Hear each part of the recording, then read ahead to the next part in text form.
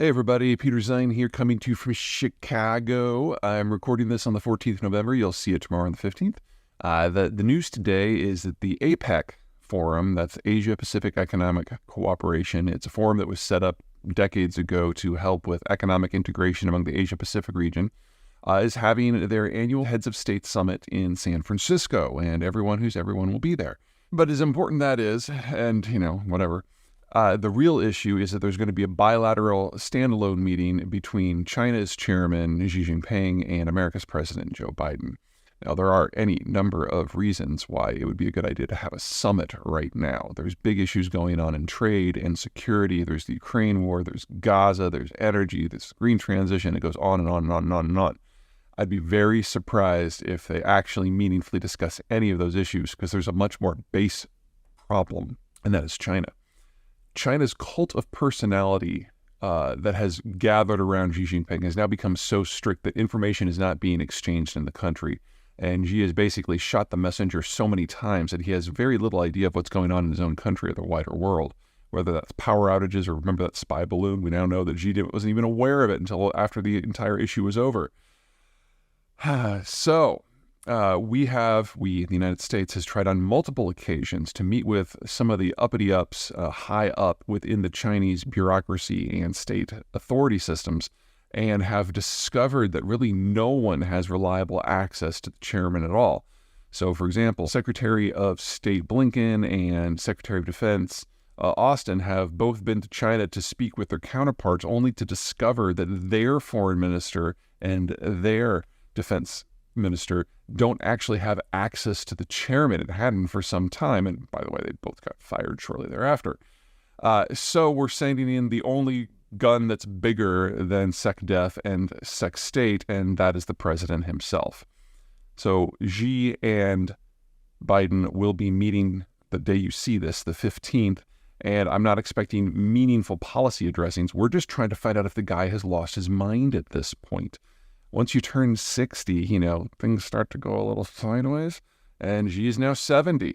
And since no one, except for, say, Vladimir Putin, has had meaningful access to Xi in years, this will be the first chance for the United States to judge whether the guy on the other side of the table still has his faculties about him. And luckily, the person who's going to be judging whether or not the Chinese leader has failed because of age is Joe Biden. So, he knows what to look for.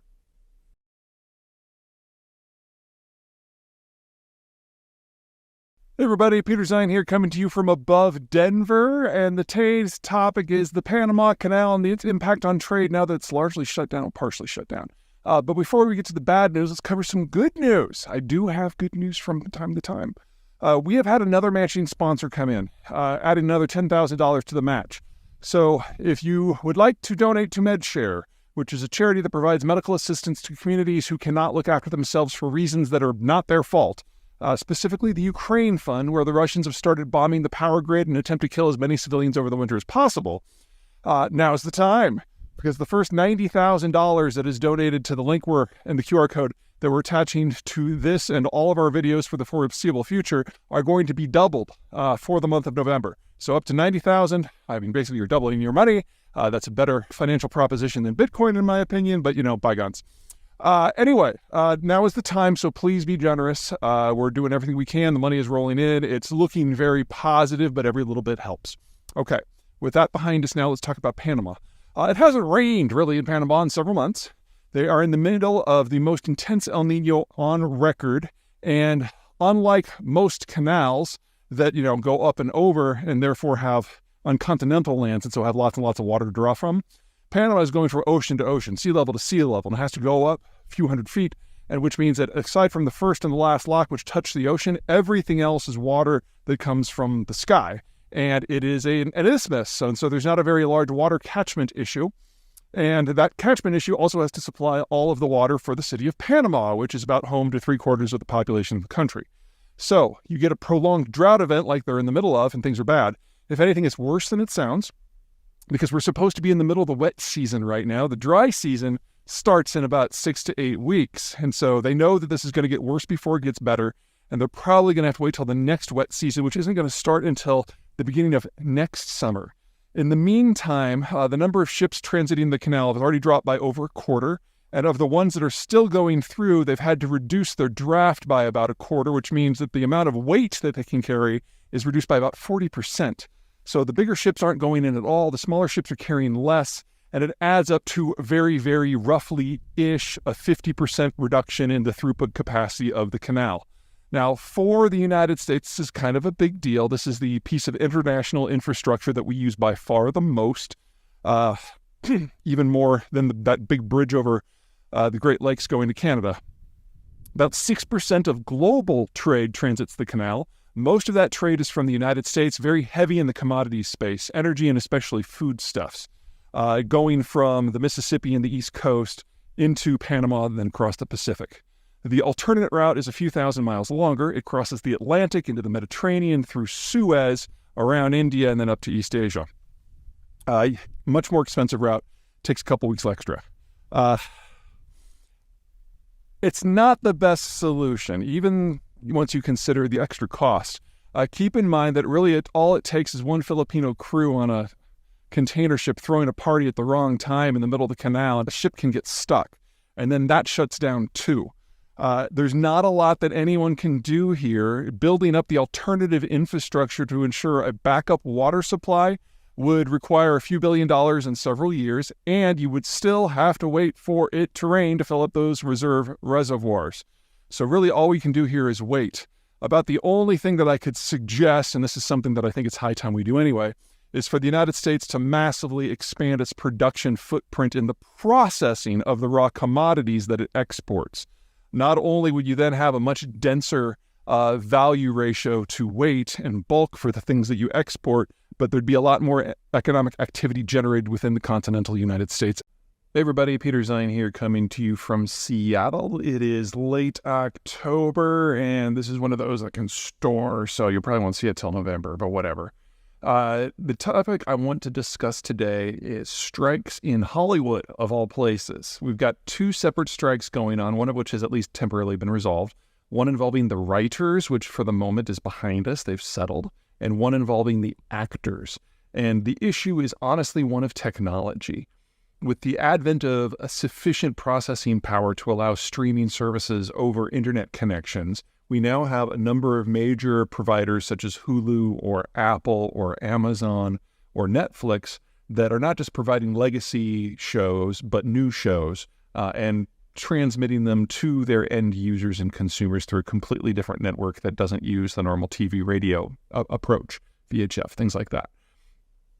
This means different models. It used to be that all the income came pretty much from advertising, and now there are different ways to do it with, say, a per-month subscription charge. You're going to see more and more and more in this going forward, so we have to split it in those two factions. So first, the labor that deals with the screenwriting, and then the labor that deals with the acting. So screenwriters. This is going to be an ongoing issue, largely because of the revenue play.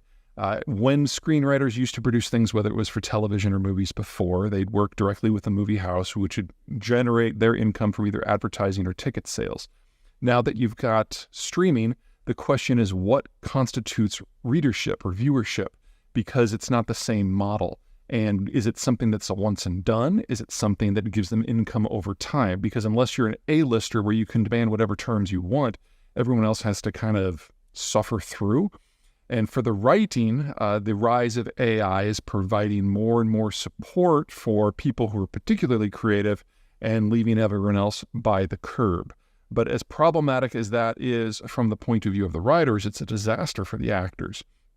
We already have technology that allows us to fill in the background with either a complete green screen generated system or even to a certain degree extras. And I think the two movies that have demonstrated how this technology is coming along the best, one is Ant-Man 2, the one where we had some characters who in today's world are in their 60s, but we had a couple of scenes where they were shown when they were in their 20s and their 30s, and you can use the technology to just make people look younger. We've also had World War Z, which is a hot mess. Great book, horrible movie. But when you had the swarms of zombies, those weren't real zombies. They were all CGI generated. and we could see how they looked very, very real. Well, you play both of those movies forward, because those are both 5 years old now. And we're getting to the point where you can film an extra from a number of different angles and insert them into the background just fine. And so part of the reason that the actors were striking is because they were being asked to sign documents to basically surrender their future digital rights. So you're an extra in this movie, you're filmed, and then they reserve the right to recreate you royalty-free in the future. And obviously, if you're a low-ranking actor or an extra or an aspiring actor, that pretty much ends your career. It won't really hurt the A-listers, but pretty much everybody else would be left in the cold. And very soon, we're going to be able to take footage from people who are dead and use AI technologies to put them into leading roles if we want to. And so the balance, the ability for you to profit off your skill set and your presence all of a sudden isn't there anymore. And it's a question of who generates the revenue. And at the moment, the law suggests it's the people who control the AI-driven software and actually design the movies in the first place. So from a writer's point of view, this is going to get a little bit stickier as we move forward, but it's going to be more of an evolutionary process. But for the actors, you're actually looking at the evisceration of an entire class of people. And that will take with it the way movies are produced. Because if you can just have a handful of A-listers and B-listers who are doing kind of a number of the main roles and have the star power to draw people, and everything else is computer generated and looks as real as the real thing, then we're in a fundamentally different model for everything. And we're probably going to be in that environment by the end of this decade. So one way or another,